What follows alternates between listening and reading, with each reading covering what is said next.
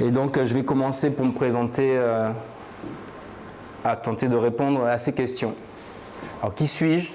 J'aime bien la citation de Krishnamurti qui met en évidence que définir qui on est, c'est jamais très simple, c'est généralement très réducteur. Est-ce que je suis mon état civil? Est-ce que je suis ma profession? Comment répondre à ça? C'est aussi une quête que l'on découvre progressivement. Alors je vais quand même y répondre d'une certaine manière, qui je suis. Je suis ce bébé. Je suis aussi la personne qui se tient devant vous. Je suis aussi un professionnel. Là, c'était il y a 3 jours au Cameroun. Je suis aussi une personne qui cherche, qui se cherche, qui fait des rencontres, dont Edward Stack. Mais je suis aussi une histoire. Et c'est cette histoire qui définit déjà d'une certaine manière ma trajectoire, puisqu'il n'y a pas de hasard, on vient de quelque part. Et la question qui se pose sur les trajectoires choisies ou subies, c'est à partir de quel moment est-ce que l'on peut orienter finalement le cours de sa vie. Alors ça, c'est un petit outil que je m'étais fait pour raisonner travailler suite à une séance avec Edward Stack sur la liberté de s'accomplir. Le fait que qui nous sommes, c'est dynamique, c'est un changement permanent. Je ne suis déjà plus celui que j'étais hier et je ne serai pas exactement le même tout à l'heure après ce moment passé ensemble. Et donc, là où se trouve une volonté, il existe un chemin. Ce qui rejoint un petit peu la citation de Sénèque, mais je vais un petit peu plus loin avec la notion de volonté, puisqu'il s'agit aussi de vision. Et c'est cette volonté qui m'amène à essayer de répondre à la question où est-ce que je me dirige. Bon, ça, c'est un petit clin d'œil à mon avion qui avait 4 heures de retard ce matin. Je suis parti de Douala, j'allais à Paris. À ce moment-là, je me dirigeais vers Paris. Mais c'est aussi pour mettre en évidence les ponts, parce que le projet 9 Steps, il n'y a pas de hasard. C'est mes origines, ma trajectoire font que j'ai un lien avec l'Afrique, un lien avec l'Europe, et qui m'a amené à essayer de construire, de mener tout ça de front, parce que quand il s'agit de se connaître, il y a aussi comment est-ce qu'on compose avec les différentes parties de soi, comment est-ce qu'on se rattache à ses origines que l'on ne peut pas nier, toutes ces choses qui nous enrichissent progressivement. Et tout ça m'a amené à chercher, donc dans ce travail, dans cette quête, à identifier au fur et à mesure qu'il y avait quand même une trame, une trajectoire, qui n'avait pas, me concernant, des évidences qui se sont faites au fur et à mesure, des expériences vécues, et qui m'ont amené à toujours chercher finalement à sortir un petit peu de la zone de confort, parce que le questionnement sur soi, c'est aussi une remise en question. L'intérêt, c'est de découvrir d'autres choses, donc se mettre, on va dire, d'une certaine façon à l'épreuve. Mais tout ça porté par des valeurs, une vision qui est partagée, qui n'est pas forcément, bien évidemment, pas que la mienne. Et je me permets de citer ici des personnages célèbres et très forts en termes de valeurs. Le projet 9 Steps, c'est aussi partager, voilà, toutes ces choses-là que l'on porte en soi. En termes de leadership, 9 Steps s'adresse autant à des entreprises, des professionnels qu'à des particuliers. Je fais un petit lien ici avec les philosophies un petit peu plus bouddhistes, parce que l'idée du partage, c'est d'amener toutes ces valeurs que l'on retrouve finalement dans toutes les cultures. Il n'y a pas une culture en particulier qui s'approprie ces valeurs qui sont de toute manière ancestrales. Et la prise de conscience, à partir du moment où on sait, il est temps d'agir, on ne peut plus continuer à faire finalement comme si on ne savait pas. Quand on commence à savoir ce que l'on veut, ce dont on a besoin, il faut y aller, il faut se donner les moyens, il faut avancer. Et c'est toute l'idée du projet 9 Steps, puisque se mettre en mouvement, alors ça c'est une citation que j'adorais mettre après chacune des études que je rendais, certaines personnes ici l'ont déjà vu. Je m'amusais à mettre ça pour démontrer que je peux vous sortir la meilleure des méthodes. l'exécution, la mise en œuvre est quand même très importante. Ce qui me ramène à la liberté de s'accomplir, à la rencontre avec Edward Stack, qui m'a transmis beaucoup de principes, de méthodes que j'ai cherché à mettre en œuvre et à partager. Alors le clin d'œil sur seul Dieu sait ce qu'un coach a bien pu dire à ce singe, c'est pour rappeler quand même qu'aujourd'hui c'est devenu tellement populaire, la notion de coaching, de développement personnel, qu'il y a un peu de tout et de n'importe quoi. Et qu'il s'agit quand même de partager des choses éprouvées et pas de se contenter à être dans des formes d'injonction et à distribuer des méthodes toutes faites et ramener aussi aux principes essentiels des choses. Et le projet Nine Steps, donc, comme je le disais, c'est avant tout un réseau d'alliés et de partenaires qui sont complémentaires.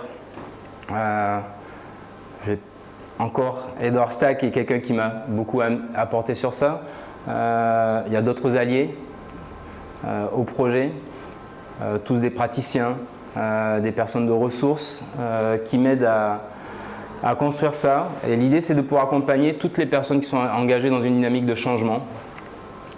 C'est quand même orienté en premier lieu pour des entreprises, pour des entrepreneurs ou des particuliers qui sont aussi dans une démarche de sortir de leur zone de confort et de construire progressivement ce qu'ils souhaitent, sachant que, je ne vais pas revenir sur l'image d'avant, mais il n'y a pas un seul modèle de réussite et c'est là où j'ai pour ma part du mal quand on s'enferme finalement dans une méthode, dans une pratique, et ce qui rejoint l'idée du projet Nine Steps de créer une plateforme qui permettra, une plateforme digitale pour apporter des ressources en accès permanent, mais aussi des applications qui vont être développées pour permettre justement d'exploiter ces ressources et que tout un chacun puisse aller chercher les ressources qui vont lui convenir le mieux.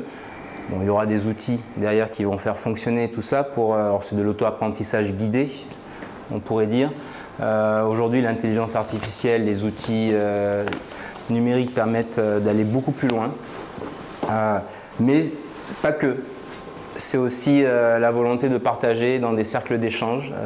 Et il y a déjà un cercle qui a été lancé il y a quelques mois, le cercle des enfants du Baobab et des Lumières, qui pour moi est l'occasion de partager, de reverser, on va dire, juste dans un cadre très personnel, différents sujets, méthodes, approches et d'échanger ensemble sur nos évolutions parce que ça a un effet miroir qui est très puissant et qu'on a une tendance à s'enfermer aussi dans nos vies, dans des images que l'on donne aux autres, que l'on se donne à soi-même et qui ne sont pas toujours très, on va dire, constructives. On s'enferme très vite dans des idées reçues de soi-même.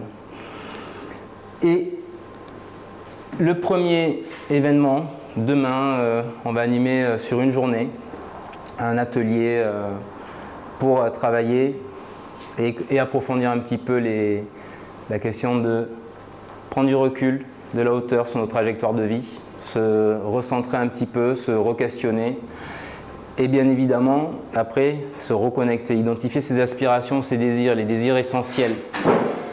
Comment mettre ces choses-là en œuvre, ça ne tombe pas du ciel. Peut-être que certaines personnes y arrivent spontanément. Il y a toujours des gens qui ont l'art de se mettre en œuvre tout seul. Mais il y a quand même des approches qui permettent d'arriver à structurer un petit peu mieux les choses, ses idées et construire sa trajectoire en fonction de ce que l'on peut identifier de soi, de ses attentes. Et voilà, donc ça se tiendra demain. Et je vais passer la parole à Edouard. Merci Pascal.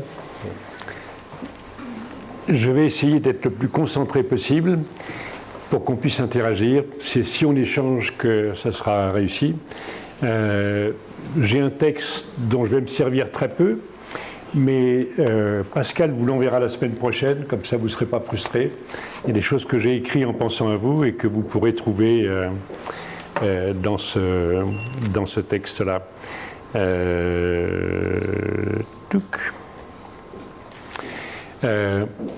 J'ai rencontré beaucoup de gens dans ma vie professionnelle, j'ai 76 ans et j'ai commencé à l'âge de 16 ans à m'occuper de sportifs. Et à 19 ans, j'étais instructeur de musculation dans une maison des jeunes. Donc ça fait 60 ans de parcours d'accompagnement. Et un jour, j'ai trouvé cette phrase, « La vie, c'est ce qui se passe pendant qu'on est occupé ailleurs. À quoi je passe ma vie? Est-ce que je prends le temps de me rencontrer moi-même » C'est pas si simple comme réponse. Moi, je suis passé par plusieurs itinéraires, mais pour vous donner ma photo de famille, ce livre a été écrit par un jeune juif de 15 ans qui était planqué dans ma maison natale, à 100 km au nord d'ici, près de Cognac. Et mon père, qui est né en Autriche-Hongrie et qui était germanophone, a accueilli cette famille de 42 à 45. Et il a écrit son journal d'Anne Frank dans ma maison. Et Jean aussi a échappé à la guerre. 50 personnes de leur famille ont été tuées par les nazis en Europe centrale. Et eux sont partis refonder leur vie professionnelle en Australie. Et mon neveu, qui est toujours en Charente, est allé visiter l'auteur de ce livre-là, qui a 90 ans maintenant. Et donc il y a 4 générations qui ont échangé autour de cette histoire. Donc je suis né dans une histoire de fou. En cherchant mes marques, je suis né de parents étrangers et j'ai obtenu la nationalité française à 16 ans. Et donc, ce n'est pas évident de trouver ces marques en termes d'identité. Je suis biculturel, j'étais imprégné dans la langue de mes parents. Donc, qui je suis, d'où je sors, à quel cercle j'appartiens, ce n'est pas évident du tout. Des questions que je me suis posées pendant longtemps. Je suis devenu un professionnel de la santé. Il y a des vocations précoces, des vocations tardives.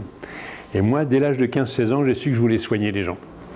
J'ai lu le livre de Joseph Kessel, Les mains du miracle. Ça m'a donné envie de soigner les gens. Et j'apprenais les techniques de massage sportif avec mon frère qui était un champion local. Et moi, je massais les sportifs avant les courses, lui et ses copains, avant les courses de vélo qu'ils faisaient tous les dimanches. Donc j'ai commencé, avant même d'être professionnel, j'avais une activité d'entraîneur et de soigneur. Et j'ai changé plusieurs fois de métier. Aujourd'hui, depuis 35 ans, je suis coach et je forme des coachs. Mais j'entraîne des équipes de direction dans le monde entier à tirer tout le monde vers le haut, non seulement chaque membre de l'équipe, mais tous les salariés de l'entreprise pour leur faire confiance, les faire progresser, les faire travailler ensemble. Et je suis devenu un pro du travail en équipe performante. Mais alors que pendant les 10 premières années, je réparais les handicapés, je soignais les paralysés comme kiné. Donc c'est un chemin avec des changements de trajectoire, c'est pas un chemin linéaire du tout, c'est un chemin extrêmement hétéroclite. Mais pour trouver sa voie, il faut avoir une boussole. Votre boussole, Pascal en a parlé, c'est votre désir intérieur. Si vous ne savez pas ce que vous voulez vraiment, vous êtes obligé d'être opportuniste et de profiter de ce qui se présente dans le décor. Je parlais avec Prudence tout à l'heure. Qu'est-ce que tu veux vraiment ? Il y a ce que tu sais faire, il y a ce que tu peux faire, mais qu'est-ce que tu veux vraiment ? Et si vous avez cette boussole qui vous pousse, ça vous aide, même s'il y a des détours, à aller vers ce qui vous intéresse vraiment. Après, vous êtes né dans un milieu plus ou moins favorable, plus ou moins porteur. Moi, mes parents étaient des gens incultes. Mon père a passé 6 mois de sa vie à l'école, mais il passait la moitié de ses nuits à lire. C'est un autodidacte incroyable. La curiosité sur le monde, je la tiens de lui. Il était curieux d'une manière absolument invraisemblable. Et il y a d'autres gens qui naissent dans des milieux plus soutenants, plus stimulants, mais ce n'est pas grave. Le psychiatre Boris Cyrulnik a parlé de résilience pour les gens qui naissent dans des conditions difficiles, et puis un jour, il y a quelqu'un qui leur tend la main. Mes parents accueillaient un autre juif après la guerre, qui était un rescapé d'Auschwitz. Il nettoyait les fours, comme il était jeune et vaillant, après les incinérations. Il a réussi à se planquer quand les Américains sont arrivés, avant que les nazis les flinguent. Et cet homme-là, il a vendu de la ferraille et de l'outillage d'occasion au marché aux puces. C'est l'homme le plus adorable que j'ai connu. À 16 ans, j'ai rencontré un prof de philo qui avait morflé sévèrement. Son père a été tué par les résistants de la dernière heure, sous prétexte qu'il aurait collaboré avec les Allemands. Sa mère est morte 6 mois plus tard. Et lui, à 18 ans, il a perdu tous ses cheveux, il est devenu impuissant. Vous imaginez, orphelin de père et de mère, impuissant, et derrière, la vie, enfin devant la vie. Quoi faire ? Il est devenu philosophe et il fait partie des gens qui m'ont, moi, aidé à réfléchir sur qui je suis, qu'est-ce que je veux, etc. Pendant 10 ans, il m'a accompagné bénévolement sur ma réflexion sur le sens de ma vie. Donc, il y a des opportunités, quelquefois, elles ne sont pas directement dans la famille, mais elles sont autour. Et ce qui est très important dans la philosophie chinoise, c'est une notion pour comprendre l'essentiel de la vie. Si tu ne te connais pas et que tu ne connais pas ton adversaire, tu ne vas pas souvent remporter la bataille. Si tu te connais ou si tu connais l'adversaire, tu as des chances de gagner de temps en temps. Mais si tu te connais bien et que tu connais l'adversaire, alors la victoire sera souvent de ton côté. C'est vrai dans les arts martiaux, savoir à qui on a affaire, être capable d'être créatif pour entrer dans la négociation, même à haut niveau, où il y a toujours des histoires d'hommes, hein, et comment on avance ses pions, comment on sort sa carte, son joker au bon moment, etc. Donc cette connaissance profonde de soi, c'est l'essence des arts martiaux qui n'est pas l'art du combat. C'est l'art de la confrontation. Et si je peux dire un mot là-dessus, dans l'éducation en France, on n'apprend pas à se battre. Et beaucoup de gens se débattent parce qu'on n'a pas appris à être courageux et lucide et à faire face à la difficulté. Et l'art martial, c'est pas être plus fort que l'adversaire. Même David Douillet disait « Je monte sur le tatami pour faire progresser mon adversaire. Je lui donne le meilleur de moi-même pour qu'il révèle le meilleur de lui-même. » Dans ma façon d'être, je suis quelqu'un de très cash. On s'est rencontrés pour la première fois aujourd'hui, même si on échangeait à distance. Est-ce que tu m'as vu emprunter des détours directs? Direct. Et cette façon directe, ça demande du courage pour parler franchement, mais ça demande aussi le courage de s'ouvrir à l'autre pour le prendre là où il est, avec sa différence, avec son style, parce qu'on est différent et qu'on peut construire un pont entre les deux rives.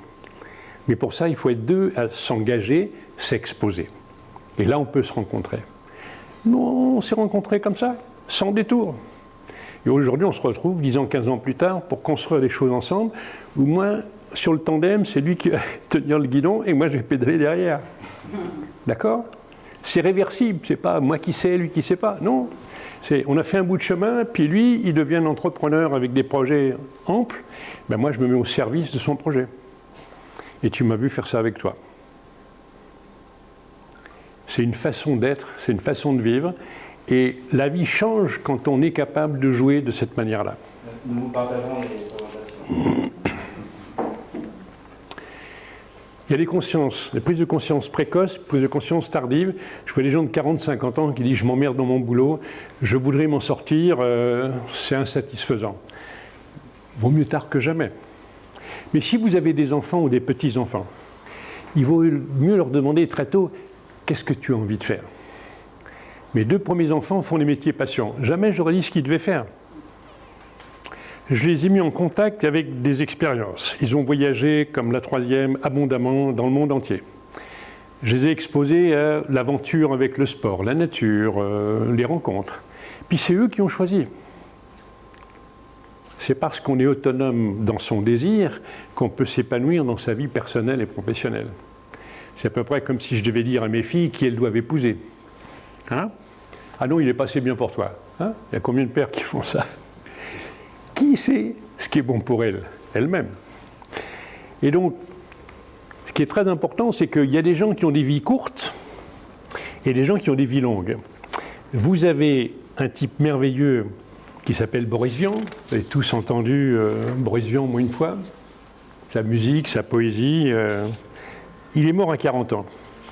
Et il a un autre, comment dire, météorite, Jack London. Vous avez tous lu au moins un bouquin de Jack London à l'école.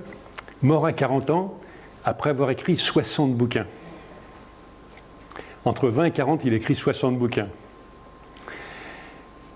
Sa discipline, tous les matins, c'est d'écrire 1000 mots. Même quand il faisait sa croisière dans le Pacifique sur son propre bateau, il écrivait 1000 mots tous les matins. Donc cette discipline-là, c'est les moyens pour atteindre ce dont on a envie. Les champions que je fréquente, ils s'entraînent 2 fois plus que les amateurs. J'ai une jeune athlète paralympique qui va courir un triathlon avec une jambe de moins, avec sa prothèse. Elle va faire un triathlon, si Dieu veut, à Tokyo, fin août. Mais elle s'entraîne 4 à 6 heures tous les jours, 6 jours sur 7, quelquefois 7 jours sur 7. Donc se donner les moyens d'aboutir, c'est très important, c'est l'engagement. Vous avez un type qui s'appelle Jean-Louis Etienne, dont vous avez entendu parler parce qu'il fait des expéditions en Arctique, etc., autour des pôles. Mais il a fait le pôle Nord tout seul en tirant une poule 4 70 kg. Il a fait le pôle Sud avec une expédition internationale qu'il a conduite. Il a écrit un livre qui s'appelle Le pôle intérieur, sur sa propre vie, sa propre trajectoire. Normalement, il aurait dû être ébéniste dans le Tarn. Et il y a un prof du collège technique qui a vu qu'il n'était pas con, qui l'a remis dans la filière générale. Derrière, il a fait médecine, pas pour s'installer dans le Tarn. Il est devenu médecin d'expédition avec Tabarly, avec des Himalayas au sommet de l'Everest, etc. Il a choisi l'aventure tout en ayant une connaissance solide d'un métier complexe. Et aujourd'hui, c'est un scientifique qui travaille pour la protection des océans comme d'autres. Et donc, qu'est-ce qu'on choisit de faire de sa vie? Au service de quoi on va le faire? Vous avez des gens qui ont des carrières longues, comme Igor Morin, qui doit avoir 98 ans, qui a écrit aussi des dizaines de bouquins, mais qui est un sociologue très innovant, qui a changé le regard sur le monde et sur les groupes humains. Et donc, ce qui est important, ce n'est pas la durée de votre vie, c'est l'intensité avec laquelle vous allez vivre, et c'est la liberté que vous allez vous accorder de sortir vos tripes pour faire ce dont vous avez vraiment envie. Ça a du sens pour vous, ça? Il y a des gens qui sont en burn-out parce qu'ils en font trop. Il y a des gens qui sont en bore-out, c'est-à-dire qu'ils se font chier à mort parce qu'ils ne font pas grand-chose qui les intéresse. Mais s'ils n'ont pas une passion par ailleurs pour les équilibrer ou une vie de famille pour les équilibrer, ils sont pratiquement en dépression larvée. Et donc, d'aller chercher ce qui nous motive vraiment et se donner les moyens de le faire aboutir. J'ai un beau-frère qui était laborantin, qui a fait une école d'agriculture avec un bac agricole. Et puis pendant 20 ans, il a gagné sa vie comme fonctionnaire. Et comme c'était un fou de musique, était un bon niveau de musique, il a fait une formation pour devenir prof de musique. Et bien, au bout de 3 ans, il avait un orchestre de salsa cubaine. Il allait à Cuba se perfectionner avec des musiciens. Il s'éclate avec la musique. Alors qu'il s'emmerdait comme un rat mort à préparer ses éprouvettes. C'est une question de choix. Il y a dans les enseignements de la Bhagavad Gita en Inde un texte intéressant qui dit « Le trouble vient de la colère et la confusion vient du trouble. Soyez paisible en votre esprit et vous accepterez d'humeur égale la victoire et la défaite. Si je veux que du plaisir, c'est mort. » Jean-Louis Etienne, son dernier livre s'appelle « Persévérer ». Si vous voulez quelque chose, allez-y, mais faites-le à fond. Et donc, si vous êtes clair dans votre tête, les choses deviennent beaucoup, beaucoup plus faciles. Personnellement, je suis parti au Japon après mes études de kiné avec, en gros, 1000 francs en poche, 150 € pour 3 mois. Et j'avais pris le billet moins cher qui était de partir par la Russie et par le Japon, et 2 bateaux de la Sibérie jusqu'au Japon, j'ai fait ça l'aller au retour. Comment je vais vivre 3 mois avec 150 €? Je suis dans une auberge de jeunesse, et puis j'avais rencontré à l'ambassade du Japon quelqu'un qui m'avait donné le contact avec une jeune japonaise qui vivait en France. C'est sa famille qui m'a hébergé pendant 2 mois et demi. J'ai donné des cours d'anglais parce que je ne me débrouillais pas trop mal. Et je suis rentré avec 150 € de cadeaux. Et donc, pour partir, il n'y a pas besoin de conditions faciles. Il faut juste prendre le risque. Se jeter à l'eau, et à ce moment-là, il y a des choses qui deviennent possibles. Il y a quelque chose que j'aime beaucoup formuler de cette façon-là, c'est ce qui semble impossible, c'est d'abord ce qui est inimaginable. Je répète, ce qui semble impossible, c'est ce qui est d'abord inimaginable. Quand vous commencez à rêver, vous autorisez à faire des grands rêves, les choses deviennent possibles. Ça vous parle? Mais si vous censurez même dans vos rêves, alors vous êtes cuit, vous tirez une balle dans le pied. Est-ce que je vais y arriver? Vous commencez à introduire le doute, la discussion. Ça vous permet de rester le cul entre 2 chaises, pas d'avancer. Qu'est-ce que vous voulez vraiment? Un rêve et l'exprimer. Ça, c'est des trajectoires de tout le monde. Et vous êtes dans l'une ou l'autre de ces 4 catégories. Il y a des gens qui démarrent sur des mauvaises bases, dans une famille de merde, avec peu de soutien, et ils commencent avec l'échec scolaire. Derrière, comme ils ont été abandonnés, ils ont été poursuivis par les études, ils ont du mal à s'intégrer professionnellement, donc ils enchaînent les petits boulots. Et puis, dès qu'ils commencent à trouver un truc un peu stable, ils s'adaptent plus ou moins bien à l'environnement, ils sont acariâtres, ils sont à rebrousse-poil, etc. Du coup, ils ont des plantages, des longues périodes de chômage. Eh bien, à partir de la quarantaine, ils deviennent malades plus vite que les autres. 2 fois plus de maladies, 2 fois plus tôt. Et c'est ceux-là qui vont finir alcooliques, avec des pathologies multiples, etc. C'est programmé. Je vais bosser à Fleury-Mérogis, à la prison, avec un groupe de 12 détenus court séjour, c'est-à-dire entre 6 mois et 2 ans avant qu'ils sortent. 2 Français de souche, 5 Maghrébins, 5 Africains. Pratiquement tous, échec scolaire, entre la 4e et la seconde. Insertion difficile. Les mecs ont une moyenne de 30-35 ans. Si on ne va pas les récupérer pour changer de logiciel, ils sont bons pour la galère jusqu'à la fin de leur jour. Mais s'ils se remettent d'équerre, comme en parle Cyrulnik, avec quelqu'un qui leur tend la main pour regarder les choses différemment, ils ont du potentiel, ils ont de la ressource. Ils ont été malins pour survivre, mais souvent dans un système clos, un peu clanique, et ils n'ont pas trouvé l'oxygène pour aller faire autre chose ailleurs. Plusieurs d'entre eux avaient des projets de construire une boîte de transport en Afrique, en trouvant des camions ici, en les amenant là-bas, etc. Ils étaient pleins de ressources, mais il manquait un peu de confiance en eux. Il y a des gens qui ont des moyens limités, mais qui peuvent avoir une vie très équilibrée, parce que ce qu'ils ne trouvent pas comme satisfaction dans le travail, ils vont le trouver dans leur famille, dans leur hobby. Vous avez des gens qui vont être agents de maîtrise, mais qui vont être moniteurs dans un aéroclub, ou chef de chœur dans une chorale, ou peu importe, ou responsable dans un club de sport. Avoir une vie heureuse, ça ne veut pas dire une ascension sociale importante. Parce qu'on peut être bouffé par d'autres trucs, dont la fascination de l'argent, du pouvoir et de la frime. Mais on peut vivre heureux paisiblement. Les gens qui bossent et qui ont un bon capital peuvent le faire fructifier au fil du temps.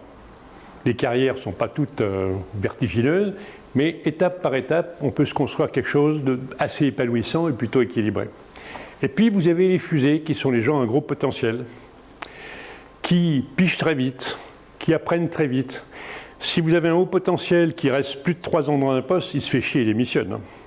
C'est entre 18 mois et 2 ans parce qu'il a fait le tour du sujet un peu plus vite que la moyenne. Donc ça, c'est des fusées, mais ce n'est pas forcément les plus heureux. Quand j'étais au lycée, il y avait un gars de 16 ans qui passait son bac. J'ai retrouvé après, il était devenu libraire. Mais il était immature affectivement par rapport à son niveau d'intelligence. J'ai coaché beaucoup de PDG de grands groupes qui étaient des infirmes émotionnels. Des gens pas à l'aise avec eux-mêmes. La connaissance de soi, ils n'avaient jamais eu le temps. Par contre, major de Polytechnique, major de Centrale, au sommet du pouvoir, malheureux comme la pierre, parce qu'ils étaient inconfortables intérieurement. Il y a quelque chose qui est plus important que la richesse, c'est la paix intérieure. Être en paix avec soi, ça n'a pas de prix. Vous pouvez avoir un gros compte en banque et vous pourrir la tronche. Rappelez-vous de Picsou. Il nage dans son trésor, mais il n'est pas heureux, il en veut toujours plus. Je ne sais pas où vous êtes, mais posez-vous des questions sur ces sujets-là et regardez ce qui est important pour vous dans votre vie. Je vais accélérer un peu plus. Ça, c'est le genre de bilan qu'on fera demain pour savoir par quoi je suis passé, où j'en suis. Mais qu'est-ce que j'ai encore sous la semelle? Qu'est-ce que j'ai comme ressources que je n'ai pas encore transformées? Parce que c'est ça qui est sympa. Ça, c'est la méthode.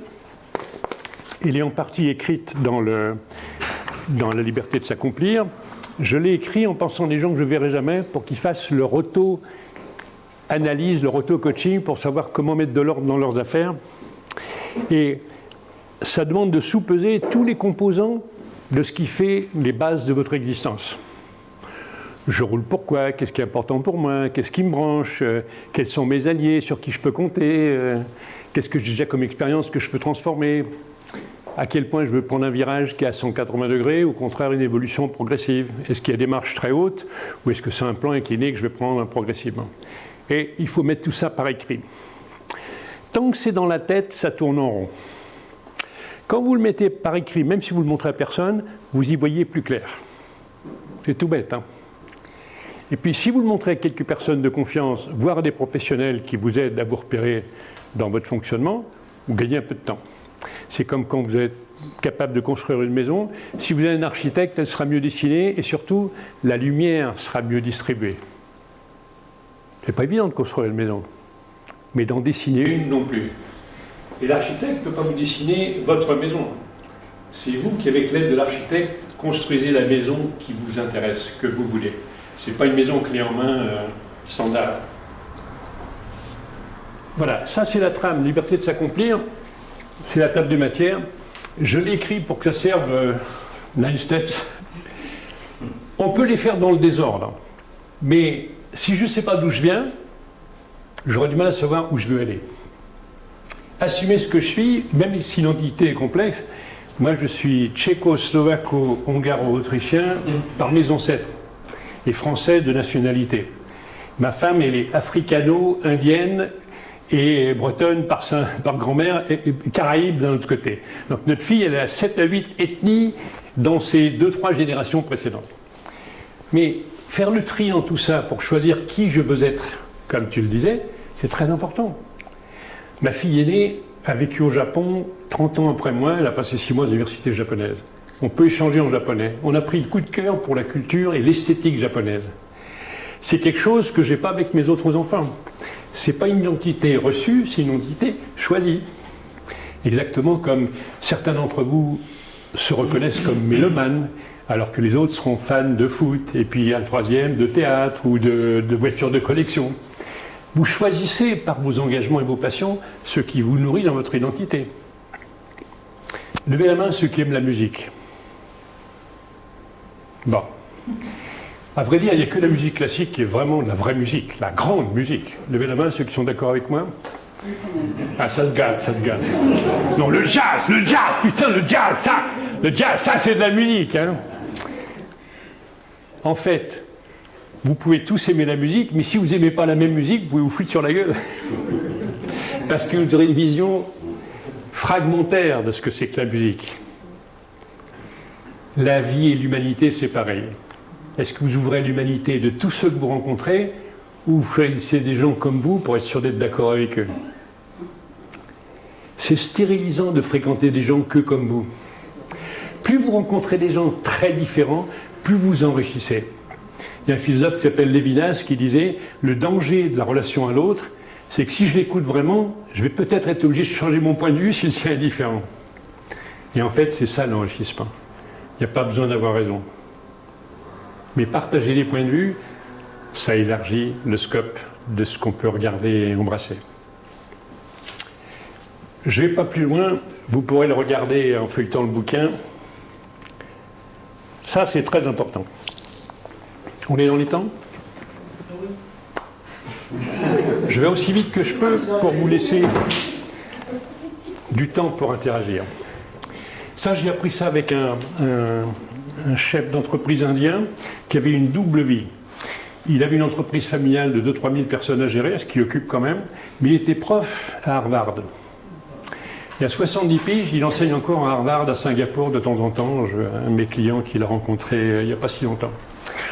Et il vient d'une famille de brahmanes, donc plutôt confortable. Mais c'est un homme intelligent qui réfléchit bien et il dit, voilà, dans la vie, il y a 4 sphères à investir pour avoir une vie équilibrée. Travail, famille, patrie, vous connaissez déjà, hein. Mais boulot, métro, dodo, on peut rester dans un tunnel et fréquenter que des gens comme soi. Alors, je cause avec mes voisins, mes collègues de boulot, mais en dehors de ça, rien. Et l'axe vertical, c'est est-ce que je rencontre des gens différents?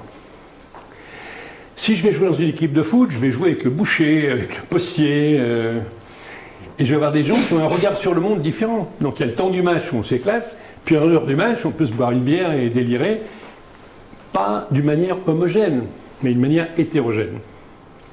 Et puis cette connaissance de soi, levez la main ceux qui chaque année prennent une semaine pour se faire face et s'isoler dans la montagne, dans un monastère, se retirer dans la forêt. J'ai fait un marché. Tous les ans, une semaine, tout seul. Sans la famille, sans les enfants, sans le boulot. Levez la main. Personne. La France est le pays au monde où on prend le plus de vacances au pluriel. C'est entre 5 semaines légales et 8 à 10 semaines pour des boîtes un peu confortables, comme le Crédit Agricole. Un copain banquier, c'est 10 semaines par an. Mais Martel, juste à Cognac, là, c'est 8 semaines pour tout le monde. Hein. On rentre de vacances, on a fait 8 jours de ski et 15 jours après, on est crevé. Pourquoi? Parce qu'on remet la tête dans le guidon et on repart à toute allure. On ne change pas de cap. on ne sait pas ressourcer, on ne sait pas recentrer. Si vous prenez du temps pour la vacance, c'est-à-dire vous mettre sur le point mort la boîte de vitesse, ni marche arrière ni marche avant, juste je me recentre et puis une fois par semaine, une fois par mois, je prends 2 heures le dimanche dans mon jardin pour dire où est-ce que j'en suis de ma vie, comment ça se passe avec mon conjoint, comment ça va avec mes enfants, qu'est-ce que je vais faire de la suite de ma vie. Le passé, je ne peux rien changer. Mais l'avenir, c'est ce que je décide maintenant qui fait l'orientation vers le passé, vers le futur.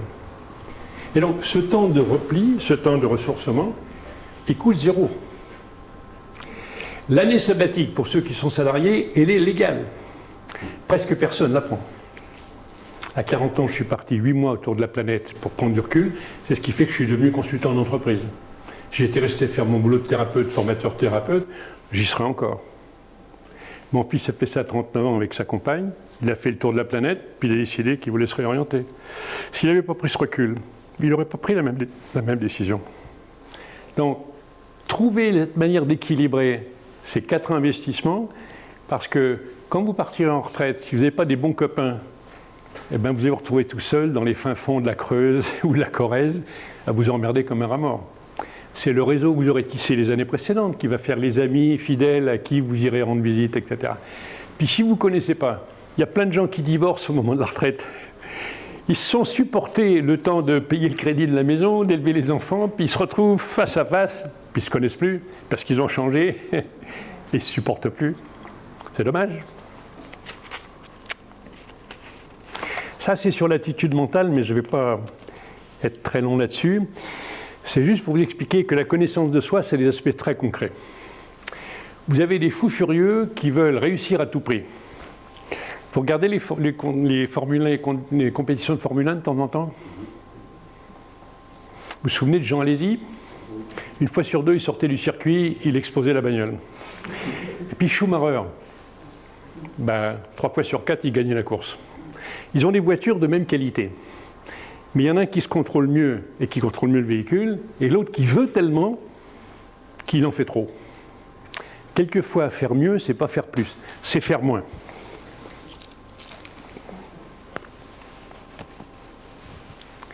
Le deuxième, c'est le commercial qui a la plus belle cravate et qui veut frimer pour montrer aux autres qu'il est beau, qu'il est intelligent. Mais il n'est pas dans la relation d'échange. Il veut juste prouver qu'il est chouette, quoi. Vous avez des raisons de l'admirer. Et le troisième, j'ai un copain qui est un ancien du Paris-Dakar. Et quand on fait un rallye de cette durée-là sur 3 semaines, il y a un pilote et un copilote. Le pilote regarde le nez du véhicule jusqu'à 1 km. Et le copilote, il regarde de 1 km à 10 km les passages de guet, la réserve d'essence dans le véhicule, etc., la navigation. On n'a pas toujours un copilote à côté de soi. Encore que dans les couples, souvent, on peut se servir de copilote mutuel. Ça aide bien, quand on est bienveillant. Mais dans un coin de votre tête, vous pouvez vous demander qu'est-ce que je veux vraiment, quels moyens je me donne. Et puis, le copilote dans votre tête, c'est celui qui va dire mais comment tu vas garantir d'aller jusqu'au bout? Il y en a qui ont déjà escaladé une montagne.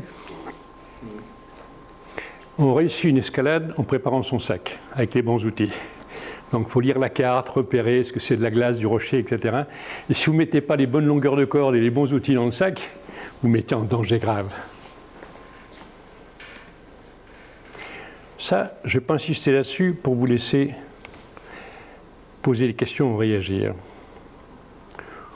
Ça, on peut passer.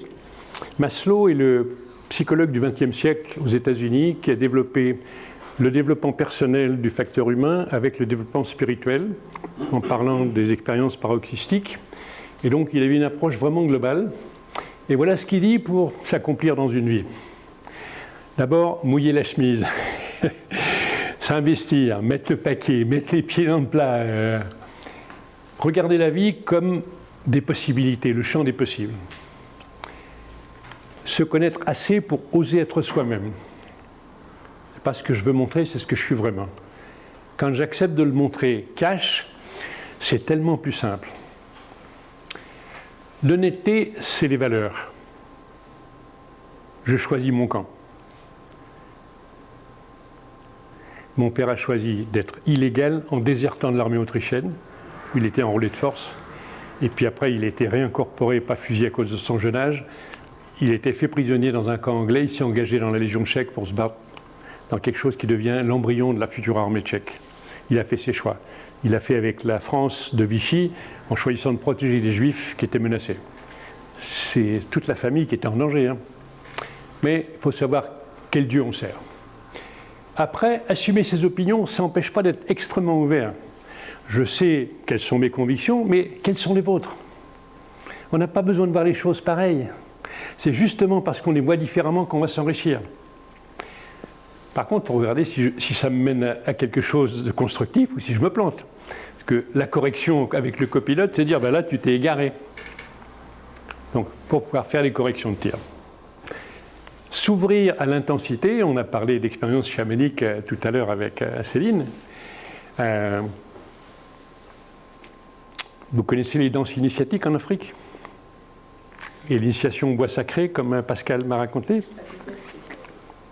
Dans toutes les cultures, il y a des épreuves. Chez les Indiens d'Amérique du Nord, l'épreuve est très simple. Le jeune s'isole et pendant 3 semaines, il jeûne et il attend que l'inspiration lui vienne. Et c'est là qu'il va trouver son propre nouveau nom d'adulte. N'ayez pas peur du vide. Qui jeûne régulièrement? Ma femme fait ça avec la tradition indienne, 1 semaine tous les 3 mois. Et quelquefois 3 semaines d'affilée. Vous imaginez rester 3 semaines sans manger? Pas évident. Hein? Non, ça c'est le ramadan. Tu manges pas le jour, mais tu manges la nuit. Je ne parle pas de ça. Il y a un vieux prof de yoga de 70 ans qui jeûnait 40 jours. Il enseignait le yoga 8 heures par jour avec une énergie incroyable. Ce que vous mangez, c'est le carburant pour le moteur. Ce que vous respirez, c'est le comburant pour l'énergie. Donc si vous allez jeûner, méditer dans la nature, dans la forêt, et vous ressortez différemment, il y a d'autres énergies qui vont apparaître que l'énergie musculaire. Je ne rentre pas dans ce détail, mais à suivre. Et c'est ce point-là, les expériences extatiques. Il y en a qui sont par exemple chrétiens ou musulmans et qui vont prier. Il y a des musulmans parmi nous. Est-ce que vous connaissez Ok. Est-ce que vous connaissez le zikr? Il y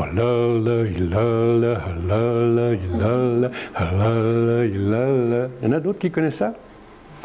J'ai fait ça avec un maître soufi du côté de Chamonix il y a très longtemps. On dormait sous tente par -15 en plein mois d'août. L'expérience extatique, elle est dans toutes les cultures. Est-ce que vous ouvrez cette dimension de l'être humain? C'est votre affaire, ça vous regarde. Et moins vous vous racontez d'histoires, plus vous vous ouvrez, vous prenez le risque de rencontrer les autres tels que vous êtes, plus la vie est belle.